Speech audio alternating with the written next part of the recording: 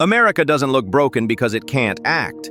It looks broken because it can act without consent. If one person can brand public institutions, steer war narratives, turn diplomacy into a personal gate, and make transparency feel like a loyalty test, then the machinery is still moving.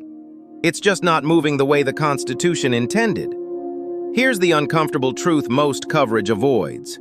The United States didn't lose power.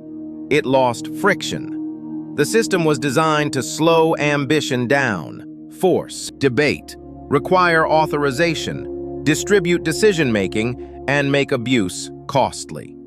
Today, the incentives do the opposite. They reward speed over procedure, domination over consensus, performance over accountability. And that's why the system no longer functions as intended. Look at what just happened across a single news cycle. A president's online feed turns into a stream of self-branding, photos, renovations, naming rights, aesthetic flexes. Many people dismiss that as vanity, but it's more than vanity. It's a model of legitimacy built on ownership rather than consent. In a republic, legitimacy comes from process. Laws passed, budgets approved, oversight conducted, elections won and accepted. In a spectacle-driven order, legitimacy comes from occupying the stage and making the public sphere feel like private property. When a leader treats a cultural institution like a branded extension of himself, the story isn't the marble. The story is the precedent. Public institutions are supposed to outlive individuals. They are supposed to represent the nation, not the person currently holding the microphone.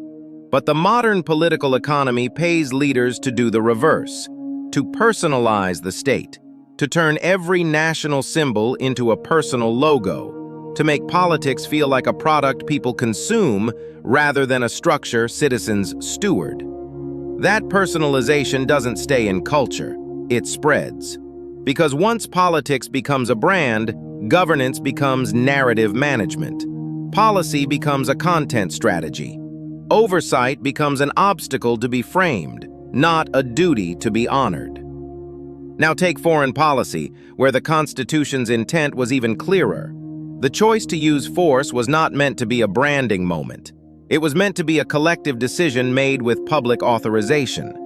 The logic was moral as much as procedural. If a nation is going to kill abroad in its name, representatives of the people must own that choice.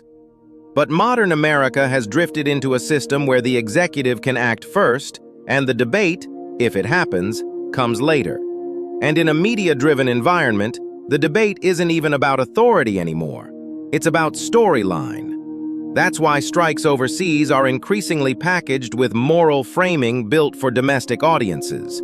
The mission is sold as salvation, the targets are flattened into symbols, and the complexity is treated as weakness. The moment a military action becomes a narrative designed to play well back home, the constitutional question disappears under the emotional one. Who would oppose stopping terrorists? Who would question saving innocents?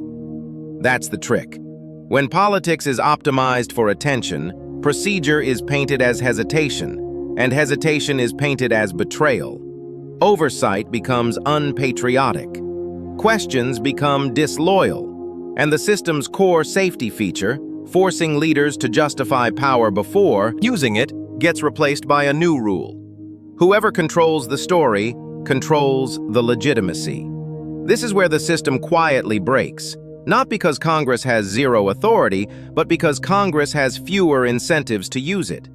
Hearings don't trend, votes don't go viral, nuance doesn't fundraise, but conflict does. So legislators learn to perform their outrage rather than exercise their power. They become commentators in suits, while the executive becomes the default engine of action. And when Congress becomes a stage, the presidency becomes a lever. That brings us to Ukraine, because nothing exposes America's institutional weakness like a global crisis that demands consistent commitment. A functioning system produces predictability. Allies can rely on it. Adversaries can't game it. Strategy outlasts personalities. But the modern version of U.S. power often looks personal. It looks like access. It looks like, nothing happens until I approve it. And that changes the behavior of everyone involved. When foreign policy is perceived as personality-driven, allies stop optimizing for institutions and start optimizing for the individual. They tailor proposals to what will be rewarded on a personal level. They arrange meetings for optics as much as substance. They treat the leader's emotional incentives as a strategic variable. Adversaries do the same. They time escalations to shape the optics before negotiations. They create facts on the ground to raise the price of agreement.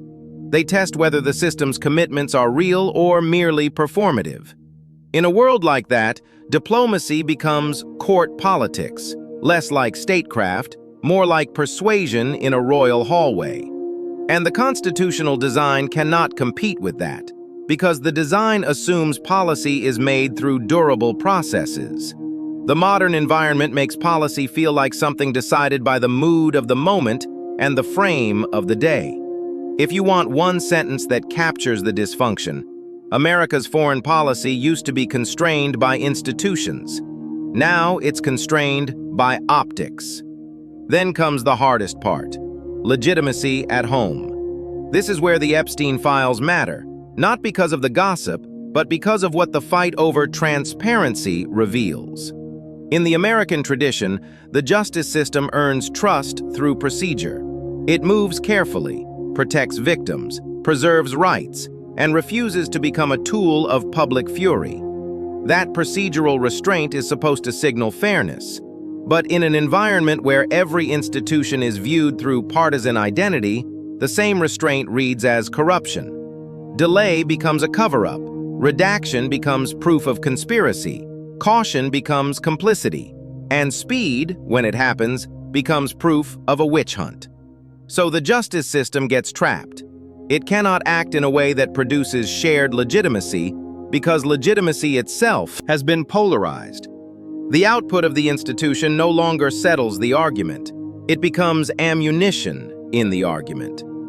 This is one of the most under-discussed failures of the modern United States, the collapse of shared institutional meaning. The Constitution doesn't require citizens to agree on policy. It requires them to accept the same rules of the game. When the rules are no longer trusted, every result is contested, every referee is attacked, and every loss feels like theft. At that point, the system still operates, but it cannot stabilize. Because stability requires losers to accept outcomes, and acceptance requires trust in process. And that takes us to the deepest layer, the one that links marble, strikes, diplomacy, and scandal into a single diagnosis. The U.S. system no longer functions as intended because it has been re-optimized for conflict without resolution. Conflict without resolution is incredibly profitable. It generates constant engagement. It keeps donors activated. It keeps audiences loyal. It keeps media cycles spinning. It turns politics into a permanent series rather than a civic mechanism. Resolution, by contrast, is boring. Resolution ends the story. Resolution lowers the temperature. And lowering the temperature is bad for the business model of modern politics. So the incentives push leaders to prolong crisis, not solve it. To escalate rhetoric, not reduce it.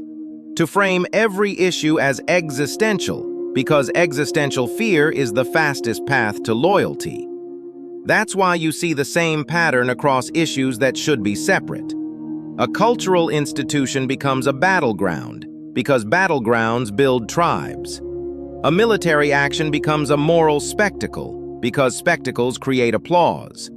A peace plan becomes a personal test, because personal tests create dominance. A transparency debate becomes a loyalty war, because loyalty wars keep bases mobilized. In a constitutional republic, power is supposed to be converted into governance through procedure. In a spectacle economy, power is converted into loyalty through narrative. Those are two different systems. They can coexist for a while, but eventually one becomes the real operating system. And you can tell which one is winning by asking a simple question: what gets punished? In the modern U.S. system, compromise gets punished. Complexity gets punished. Restraint gets punished. Admitting uncertainty gets punished. Deferring to institutions gets punished. What gets rewarded is performance, certainty, outrage, personal dominance, the promise to win rather than to govern. This is why Congress feels irrelevant even when it isn't. This is why executive action expands even when it shouldn't. This is why agencies become targets rather than tools. This is why courts are treated like weapons. This is why the public is exhausted and still never feels closure. And once a society stops getting closure, it stops believing in repair. So what would it look like for the system to function as intended again? Not in a fantasy sense, in a realistic sense. It would mean rebuilding friction, not adding gridlock for its own sake, but restoring the cost of unilateral action, war powers that require public votes, oversight that has consequences when ignored, budget leverage that is actually used, standards that apply regardless of party, a political culture where breaking norms produces isolation, not applause. But here's the catch. The system won't fix itself through documents alone. It fixes only when incentives change. And incentives change only when voters, donors, and audiences stop rewarding permanent conflict. That is the part no one wants to hear, because it implicates all of us. In the modern environment, citizenship can degrade into consumption. People consume outrage like entertainment. They consume scandal like sport. They choose narratives the way they choose streaming shows, and politicians respond rationally to that market. If the market pays for anger, leaders will sell anger.